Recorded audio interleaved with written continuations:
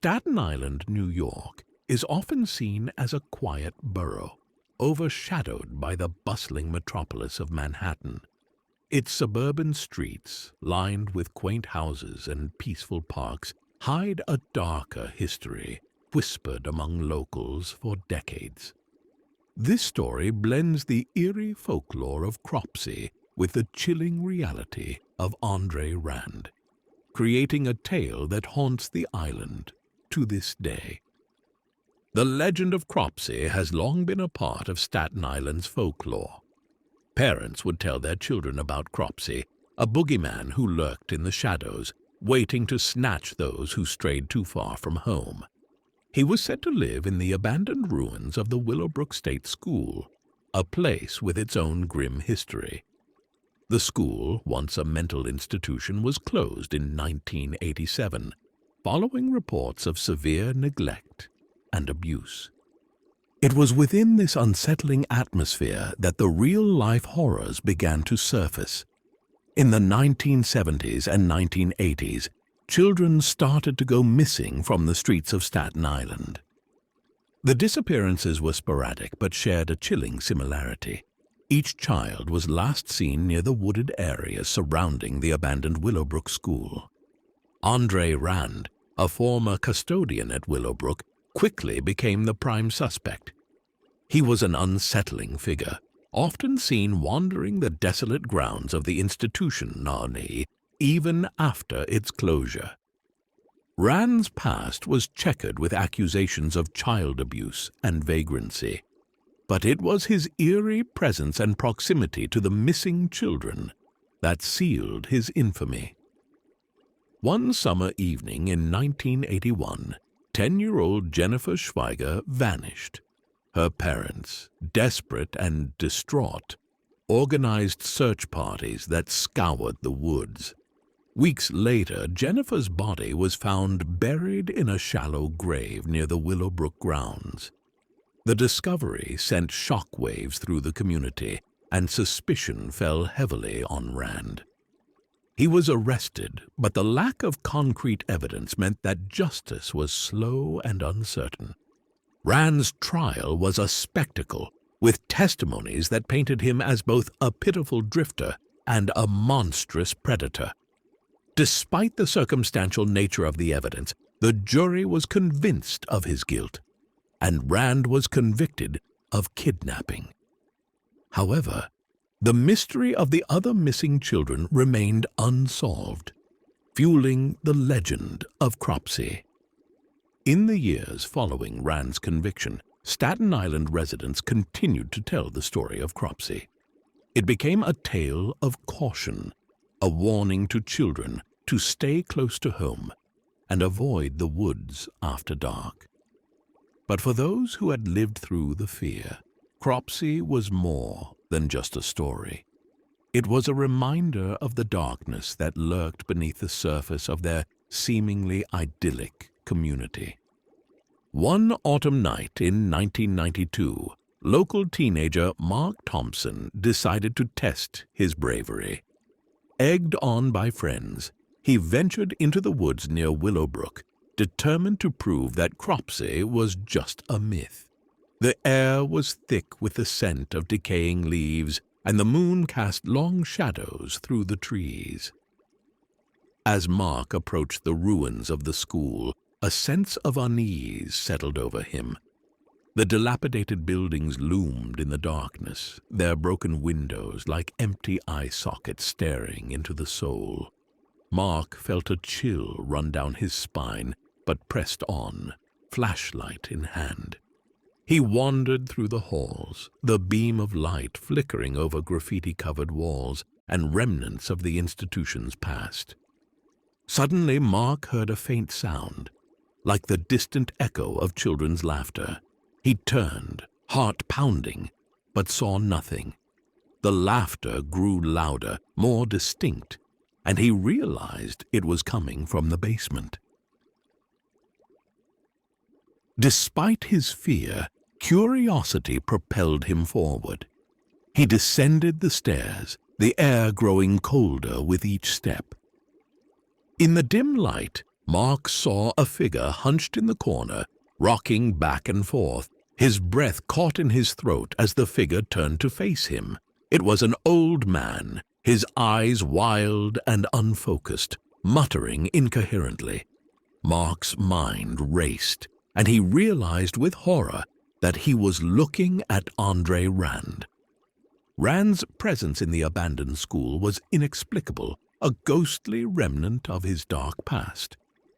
Mark backed away slowly, but Rand's eyes locked onto him, a twisted smile spreading across his face. "They're here," Rand whispered, his voice a raspy croak. They never left. Mark fled, his heart hammering in his chest. He burst out of the building and ran through the woods, the sound of children's laughter echoing in his ears. He didn't stop until he reached the safety of his home, breathless and shaken. He never spoke of what he saw that night, but the terror in his eyes told the story. The legend of Cropsey endures, a chilling blend of folklore and real-life horror. The abandoned Willowbrook School stands as a testament to the darkness that once gripped Staten Island, a place where the lines between myth and reality blur. And though Andre Rand is long gone, the memory of his crimes and the whispers of Cropsey continue to haunt the residents, a reminder that some nightmares are all too real.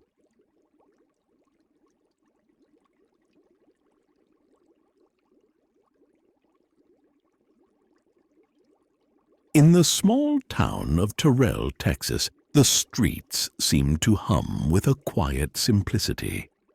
Kids played in the yards, families gathered for evening dinners, and the air was filled with the scent of blooming magnolias. It was a town that seemed almost untouched by time, where everyone knew each other's names and doors were rarely locked. But beneath this veneer of tranquility, an unsettling legend whispered through the generations, the tale of Clara Crane, the Candy Lady. Clara Crane was once a beloved figure in Terrell. She was known for her kindness and her love of children, often seen handing out homemade candies to the youngsters who would gather around her modest ivy-covered house at the edge of town. Her candies were like no others, wrapped in colorful paper and tasting of honey and caramel, drawing children to her like moths to a flame. But Clara's life took a tragic turn when her young daughter died in a freak accident, and the once joyful woman was consumed by grief and madness. The story went that after her daughter's death, Clara Crane became reclusive, her grief warping into a sinister obsession. The candies she once freely gave became the bait in a dark, terrifying game. It was said that Clara, now known as the Candy Lady, would leave these sweets on the windowsills of children at night. Those who took them would find themselves drawn into her clutches, never to be seen again. In the late summer of 1910, the town was gripped by a wave of fear. Children started to go missing one by one. At first it was dismissed as youthful mischief, kids running off to the woods for adventures. But when they didn't return, and when their desperate parents found only sticky, sweet remnants of Clara's candies, panic set in. Sarah Green, a mother of 3, was one of the first to voice her fears about the Candy Lady. Her youngest, Tommy, had been missing for 2 days. The only clue was a piece of candy found on his windowsill, wrapped in bright red paper. Desperate and terrified, Sarah pleaded with the townsfolk to listen, but many dismissed her as hysterical, unable to believe such darkness could touch their peaceful town. However, Sheriff Jacobs began to take notice when more parents came forward with similar stories. Reluctantly, he initiated an investigation. One foggy night, he gathered a group of men and set out to Clara Crane's house. They found it abandoned, the windows dark and the garden overgrown. Inside, the air was thick with dust and the scent of decaying sweets. In the dim light of their lanterns, they found rooms filled with children's toys, old photographs, and jars of candy. But it was the cellar that held the most horrifying discovery. Shackled to the damp stone walls were the remains of children, some long gone and others more recent, their small forms twisted in agony. Sheriff Jacobs and his men were horrified, but there was no sign of Clara. It was as if she had vanished into thin air, leaving behind only her gruesome legacy. For years after, Terrell was haunted by the memory of those lost children. Parents kept their windows firmly shut at night, and the tale of the Candy Lady became a cautionary story told to every child in town. But the legend did not end with Clara's disappearance. Decades later, in the early 2000s, reports began to surface once again.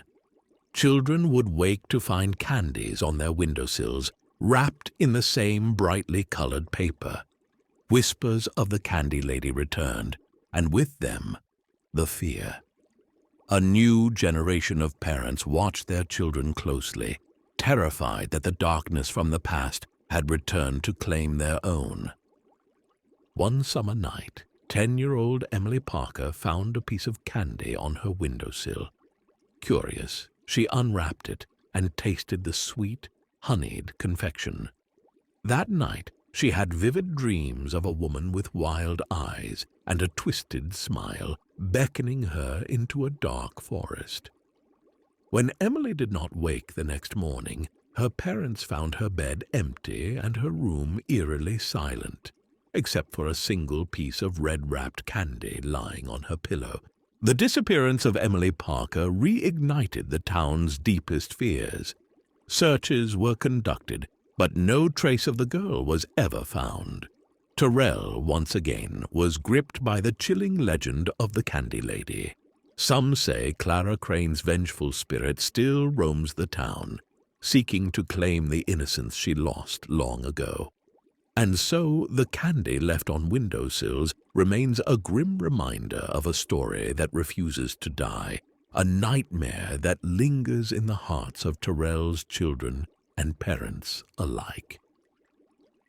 The tale of Clara Crane, the Candy Lady, is a stark warning to all that some sweets are best left untouched.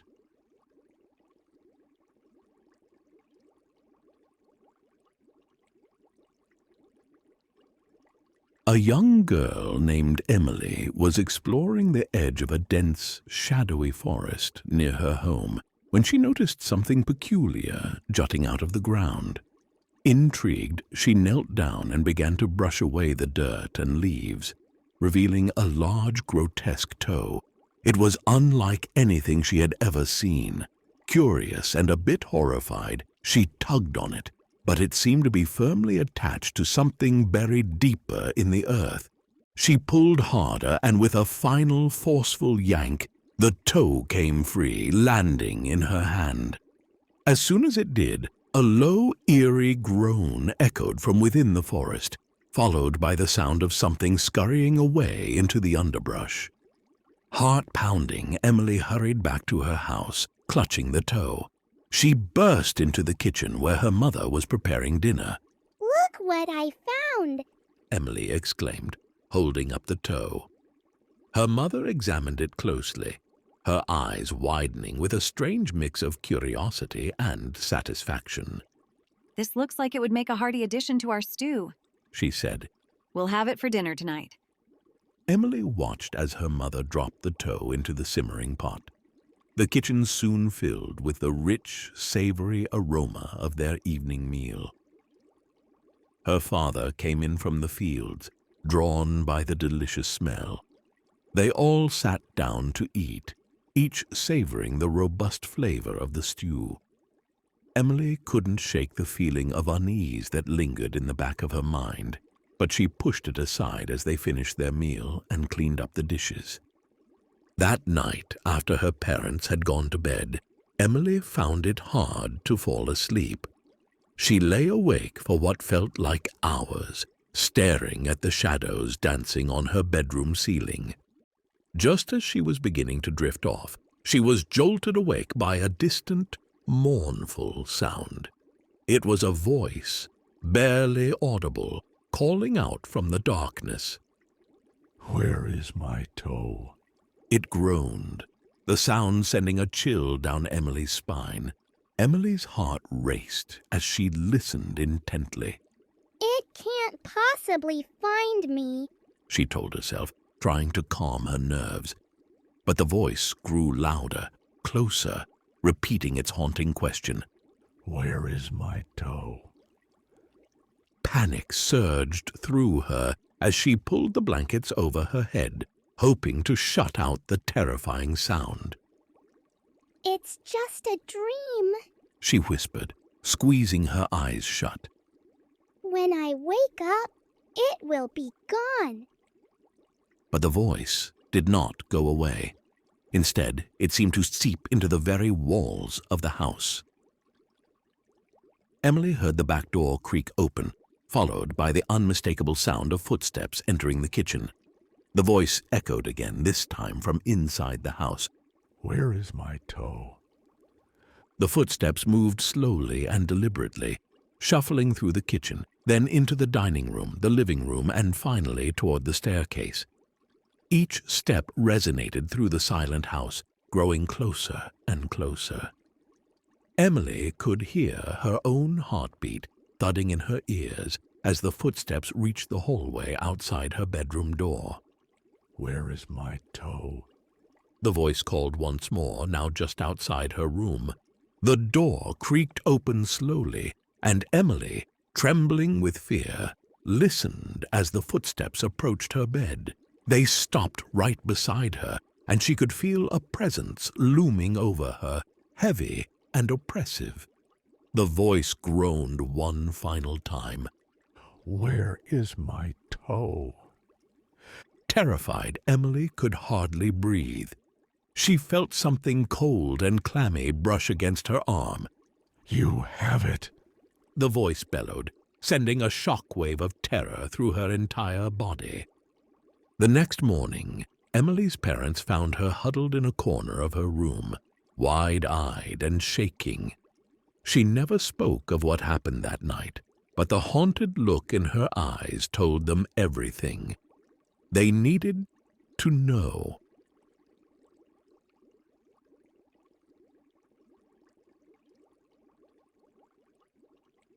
Late one sweltering summer night in 1947, I received a call from the dispatcher.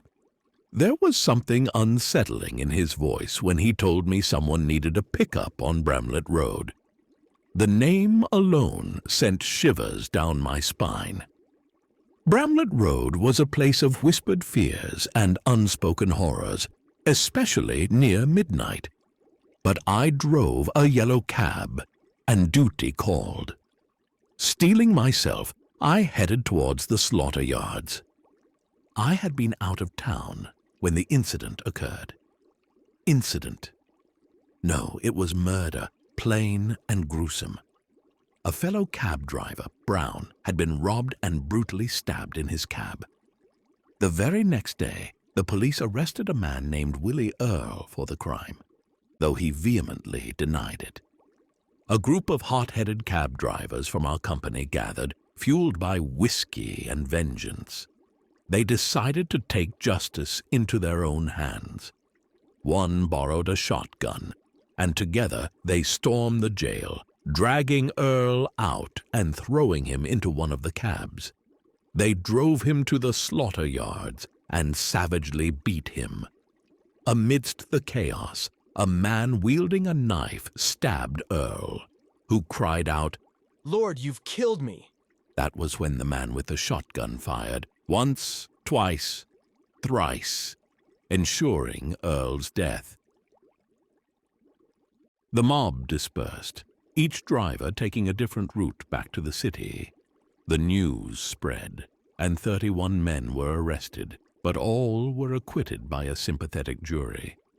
Since then, Bramlett Road, especially near the slaughter yards, had garnered a sinister reputation. No one from the cab company liked driving there at night. Tales of Willie Earl's ghost haunting the area were rampant. I shivered as I turned onto Bramlett Road, slowing down to search for my passenger. The street was empty. I parked the cab and stepped out to light a cigarette. The night was oppressively quiet, the silence pressing against my ears. Suddenly, the temperature dropped, a bone-chilling cold that froze me in place. From across the road came a haunting moan, a sound of pure terror that scraped against my nerves. The darkness around me writhed with swirling black silhouettes, pounding and thrashing. My heart raced as I fumbled for the cab's door handle, my fingers numb with fear. Lord, you've killed me! The agonized shout pierced the air, followed by the deafening blast of a shotgun. 2 more shots echoed, cutting through the night. I threw myself into the cab, slamming the door shut, my breath coming in ragged gasps. As I started the engine, my headlights illuminated a tall, spectral figure standing in the middle of the road. Its head lolled unnaturally, its face bloodied and contorted in death. Torn clothes hung from its ghostly frame, and its eyes glowed with an eerie light. I screamed, flooring the gas pedal and swerving around the apparition. My heart pounded so violently, it felt like it would burst from my chest. I didn't stop until I reached the cab company office, trembling uncontrollably. Bursting through the door, I told the dispatcher I was quitting, my voice shaking with fear. Grabbing my belongings, I left without looking back. I never returned to Bramlett Road, and I never would.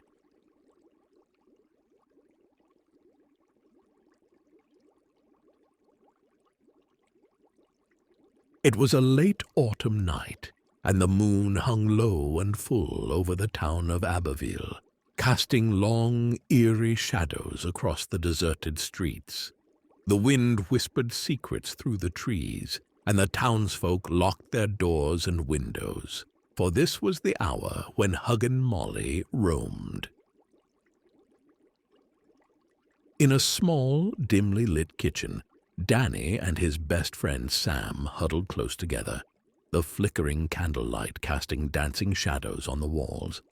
Sam's father, a man with a weathered face and eyes that had seen too much, leaned in close, his voice a gravelly whisper. "Boys, gather round. It's time you knew the truth about Huggin Molly."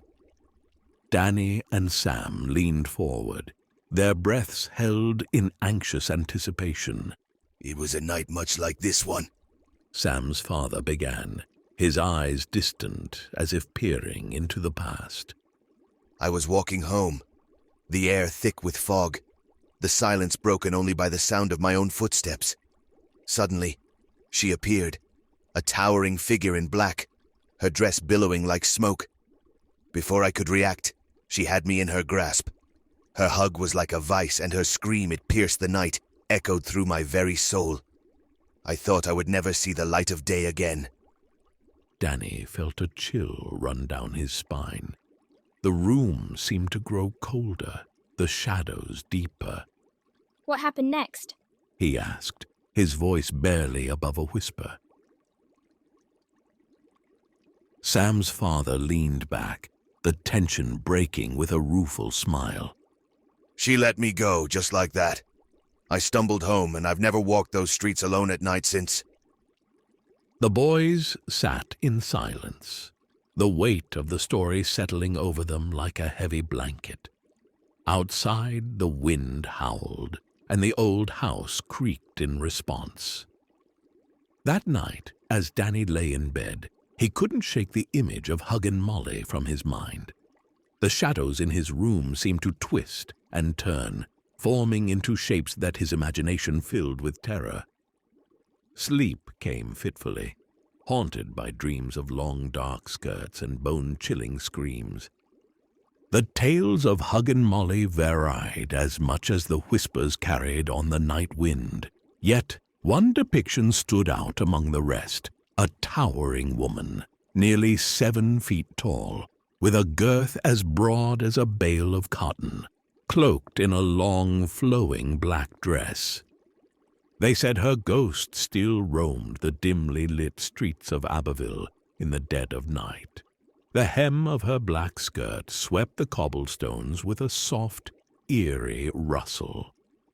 If you were unfortunate enough to cross her path, she would chase you down, envelop you in a bone-crushing hug, and scream into your ear with a voice that chilled the soul. As the years passed, the legend of Huggin Molly grew, each retelling adding to the mystery and fear. New generations would hear the story, their hearts racing as the moon rose high over Abbeville. The wind would whisper, the shadows would dance, and somewhere in the dark, Huggin Molly would wait, her cold, deathly embrace ready for the next unwary soul to wander her way.